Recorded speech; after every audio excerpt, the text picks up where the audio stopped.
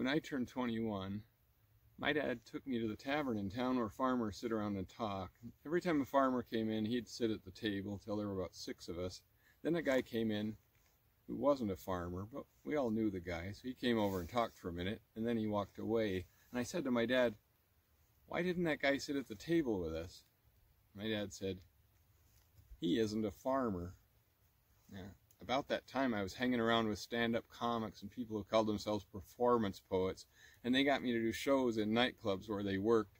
When you do a show in a nightclub with a bunch of comics or poets, you end up talking in the bar for hours, or going on out to an all-night restaurant to eat and talk shop. And when there wasn't much work on the farm, I'd go off and recite poetry on stages, and when there was more farm work, like planting or harvest, I'd stay close to home. The last year that I was farming, we had a friend in California who rented a little farm ground and owned some equipment, but my dad would say all the time, "He's not a real farmer." So I finally said to my dad, "How can you say that about him? He raises crops, he has equipment. He's as much a farmer as I am." And my dad said to me, "Well, you're not a real farmer either." But I was too a farmer, because every time I filed my taxes, I put under occupation performance poet / farmer. It was right there on the tax form. And my dad doesn't think of a farmer as a person who grows things and drives a tractor. Farming for him is some kind of abstract ideal, transcending the shovel in the dirt and rising like Jesus on Ascension Sunday, like an unattainable nirvana laughing at you. Catch me if you can, pretty boy. Like in the age of medieval knights, a knight had to have more than shining armor. You had to be a knight on the inside. A monk or a nun had to have more than a habit or a cowl. You had to have it inside. It's like nobody knows the meaning of Semper Fi the way a Marine knows the meaning of Semper Fi. Inside.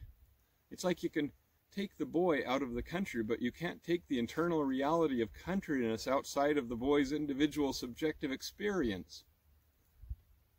Inside. I remember the first time I had business cards made, I wanted the cards to say poet / farmer. And the people at the print shop didn't ask for any verification. I could have said brain surgeon / rocket scientist / spaceman / slasher film actor and director. Nobody asked any questions. You're at the print shop and you say, "I'm a serial killer." And all they say is, "Do you want that on glossy or cardstock?" My dad said, "You're not a farmer." And I'm thinking, what do I got to do to earn this guy's respect? I already lost $30,000 growing crops this year. Doesn't that make me a farmer? My dad said, "When you borrow $1 million and buy land and equipment and grow potatoes, then I'll call you a farmer." Well, I knew I'd never do that. I like potatoes, but what if I can't sell them? I don't like them that much. But I also know that it's not about the money. It's about experiencing forces that change you inside.